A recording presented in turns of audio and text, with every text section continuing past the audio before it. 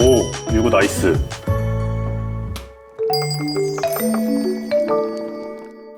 안녕하세요. 셰프 권성준입니다. 평소랑은 좀 다른 분위기죠? 오늘은 여기가 저희 집입니다. 제가 밖에서는 매일 손님들을 위해 요리를 하지만 정작 집에서는 저를 위한 요리를 하는 날이 거의 없는 것 같아요. 문득 퇴근하면서 오늘은 저를 위한 건강한 집밥 한 끼 제대로 차려봐야겠다는 생각이 들더라고요. 그래서 딱 생각난 꼭 소개하고 싶은 식재료가 있어서 이렇게 미리 준비를 해두었는데요. 바로 우리소 유구입니다. 일단 유구라는 걸 좀 생소하게 느끼시는 분들도 계시죠? 가끔 외국산 소냐고 물어보시는데 유구는 명백히 우리소, 100% 국내에서 자란 국내산 소입니다. 유구만 가진 뚜렷한 장점 첫 번째, 요즘 트렌드에 딱 맞는 고기라는 점이에요. 요즘 건강 챙기는 분들 많잖아요. 유구가 바로 저지방, 고단백, 지방이 적고 칼로리는 낮은데 육질은 오히려 부드럽고 담백합니다. 다이어트 자주 하시는 저와 같은 분들은 이미 유구가 익숙하실 수도 있어요. 그리고 두 번째는 품질 대비 가성비가 정말 좋습니다. 결국 고기 맛은 신선함에서 차이가 나거든요. 같은 가격대인 수입육과 비교해 볼 때 유구는 국내에서 키우고 도축 후 바로 유통되기 때문에 신선하게 안심하고 드실 수 있습니다. 맛으로 구별하실 수 있어요? 냄새만 맡아도 알 것 같은데요? 조리를 하기 전에도 신선도에서 차이가 나기 때문에 저희가 블라인드 테스트를 준비해봤습니다. 아 지금요? 근데 뭐 아시다시피 저는 자신 없는 게 없기 때문에 맞힐 수 있을 것 같습니다. 가보시죠.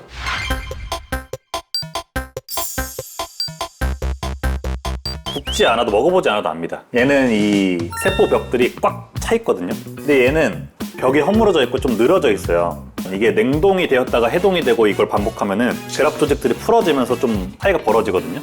수분을 보존할 수 없다는 거예요. 일단 뭐 먹어보겠습니다.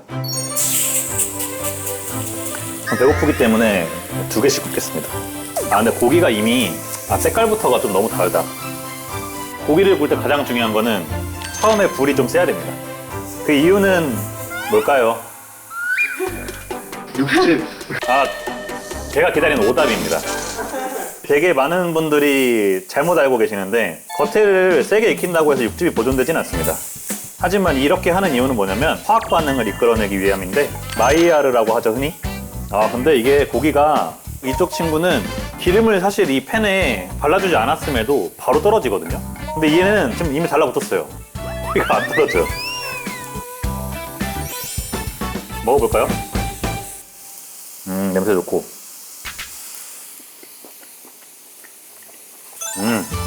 되게 고소하고 지방이 많지 않은데 되게 수분감도 있고 촉촉하고 이 친구 맛있습니다.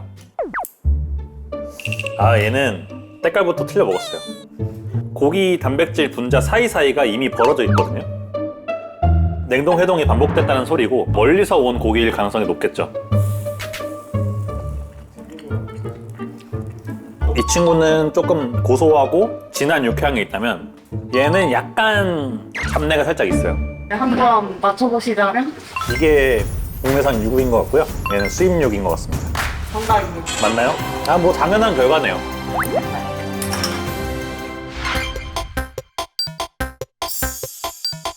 와, 보입니다, 답이. 일단 하나가 좀 색이 진하고 하나가 좀 연하거든요. 냄새를 먼저 맡아볼게요. 냄새는 편백 때문에 잘 안 나네. 먹어봐야 될 것 같습니다.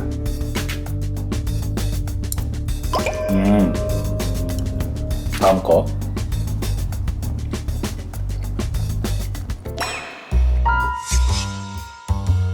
어려운데? 이상.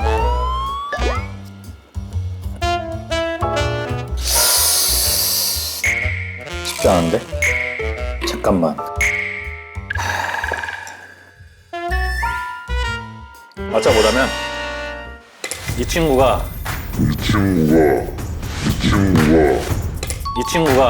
국내산 유구입니다. 오, 맞았습니다. 맞나요? 네. 솔직히 거의 비슷해요. 얘는 왜냐면 요리를 편백에다 해버려서 사실 향도 안 나고 단 한 가지의 차이는 육즙. 특히나 차돌 같은 경우는 얇기 때문에 육즙을 안에다가 보존하기가 되게 어려운데 신선도에서 오는 차이가 있을 것 같아요. 그 수분감. 그래서 오늘 어떤 집밥 메뉴를 만들어야 될지 지금 딱 감이 왔습니다. 제가 나폴리에서 유학도 했고 저에게는 한식뿐 아니라 이탈리아 가정식도 집밥이라고 할 수 있는데 오늘은 제가 집에서 자주 해먹는 두 가지 메뉴를 만들어 보려고 합니다. 첫 번째 메뉴는 한식을 베이스로 해서 사태를 활용한 수육을 만들 건데 여기도 저만의 약간 이탈리아식 킥이 좀 들어갑니다.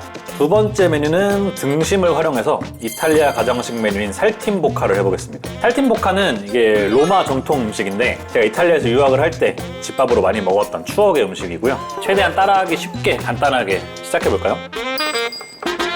그러면 일단 사태찜이 좀 오래 걸려서 사태찜을 먼저 해볼게요. 일단 사태는 근막이랑 힘줄이 되게 많아서 좀 쫄깃하고 좀 어떻게 보면은 질기다고 할 수 있는데 오래 익힐수록 젤라틴화 되면서 부드러워지거든요.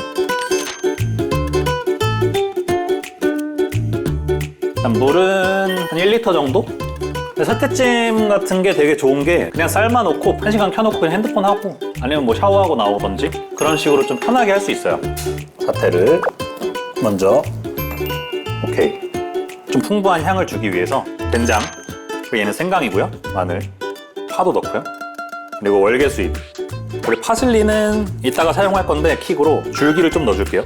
이 파슬리 같은 경우는 왜 설정을 했냐면 저는 찜 같은 거 먹을 때 고수를 좀 많이 먹거든요. 근데 고수 못 드시는 분들 되게 많잖아요. 그래서 얘를 약간 고수 대신에 좀 사용할 예정입니다. 그 다음에 표고버섯을 좀 준비해 볼게요. 그리고 이 표고버섯 꼭다리 같은 경우도 육수에 활용하면 되게 좋아서 저 사태찜 안에 넣어도 되게 좋습니다. 소금도 살짝, 간장도 살짝만 불을 켜주고 사태 같은 경우는 이제 압력솥이나 30분에서 1시간 정도 삶아주시면 되고 그냥 냄비밖에 없다면 1시간 반에서 2시간 정도 삶아주시면 됩니다. 이 정도 크기는. 양념장으로 넘어가 보도록 할게요. 간장, 설탕, 참기름, 맛술이나 미림 좀 넣을게요. 파슬리를 살짝 줄기를 다져서 또 소스에 좀 넣어주도록 하겠습니다. 허브를 넣는 이유가 대부분 고급스러운 향 때문에 넣잖아요. 근데 파슬리 같은 경우는 좀 강렬하면서 씁쓸한 향이 있어요. 씁쓸한 맛이 음식에 있을 때는 되게 고급스러움을 담당해주는 경우가 많거든요. 다음에 이제 파를 좀 썰어줄 거고 약간 길쭉하게 썰어서 수육 느낌으로 드실 수 있도록 그거를 좀 기다리는 동안 유구에 대해서 조금 더 설명을 정확하게 드리는 게 좋을 것 같아서 숫소나 새끼를 낳지 않은 암소를 고기 생산 목적으로 사용한 소고요. 보통 젖소라고 하면 다 우유를 짜는 줄 아시는데 실제로 우유는 출산한 암소만 생산하고 수컷과 출산하지 않은 소는 대부분 유구로 자라게 됩니다. 그러니까 우리가 유구를 소비하는 건 우유 산업에서 태어난 생명을 끝까지 책임지는 일이자 긍정적 순환을 완성해주는 중요한 연결고리인 거죠.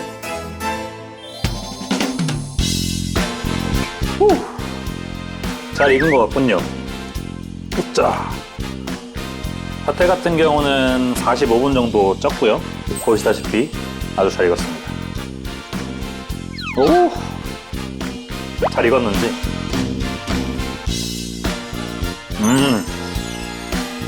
일단 너무 잘 익었고 지금 생강향이랑 버섯의 감칠맛 너무 좋고요. 먼저 저는 버섯을 파채도 살짝 넓게 깔아줄게요. 잘 익은 사태를 마지막으로 포인트 고수 대신에 이태리 파슬리 아까 만들어 놓은 소스를 찍어 드셔도 되는데 저는 약간 찜 수육 느낌으로 하고 싶어서 위에 올리도록 하겠습니다.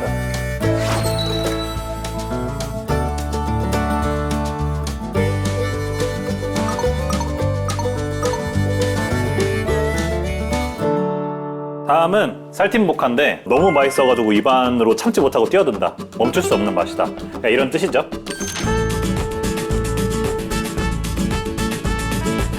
살팀보카는 송아지 고기로 많이 하거든요. 지방이 많지 않고 좀 담백합니다. 근데 이 유구도 되게 지방이 많지 않고 담백하고 부드럽기 때문에 살팀보카라는 음식이랑 굉장히 잘 어울릴 것 같아요.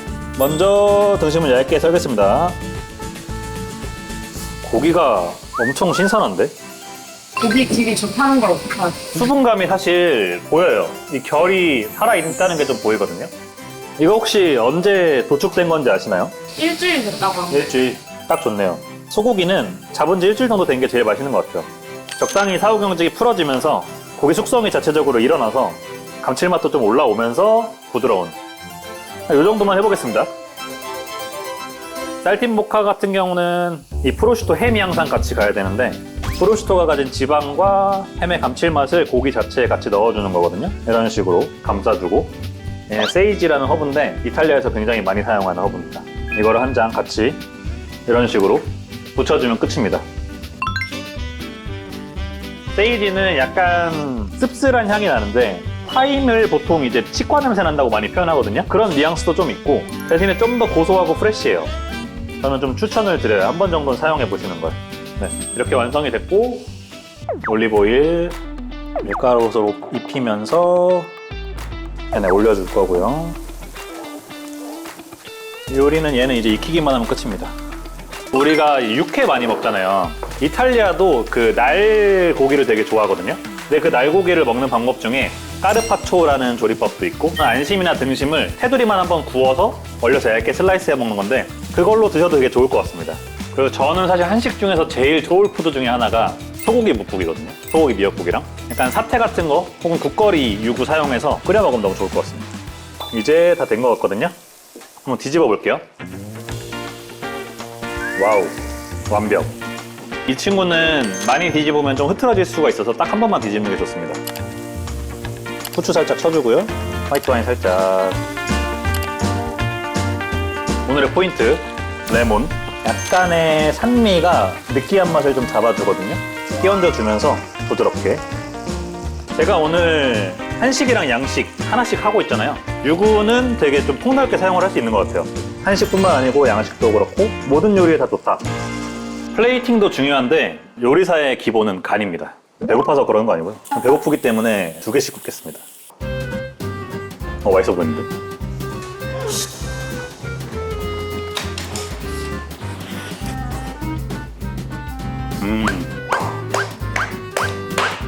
아, 이런 날 게스트가 없네. 플레이팅을 해보겠습니다.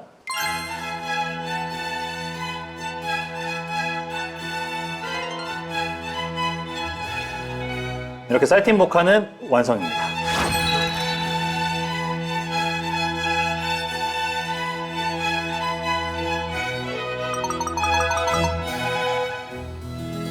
네, 이렇게 2가지 매우 간단하고 맛있는 유구 요리가 완성되었습니다. 항상 남을 위해서만 요리를 하다가 저를 위해서 만들었기 때문에 맛있게 한번 먹어보도록 하겠습니다. 이 친구 한번 버무려서 파랑, 파슬리, 버섯까지.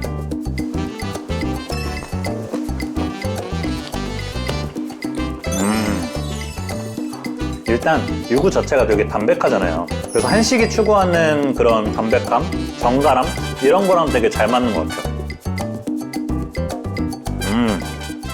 쫄깃쫄깃한 맛이 좀 특징인 부위인데 압력솥에 딱 한 45분 삶아주니까 되게 부드럽게 변했습니다. 너무 맛있는데?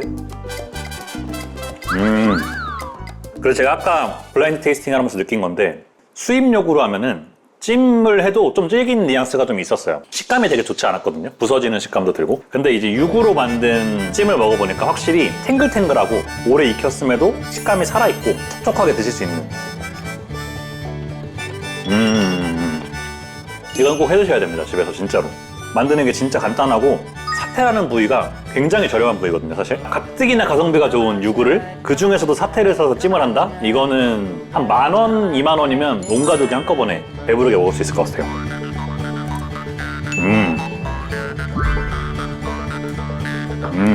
거기서 다 먹을 수 있어요, 이거. 진짜로. 그러면 살팀보카도 마무리해보도록 하겠습니다.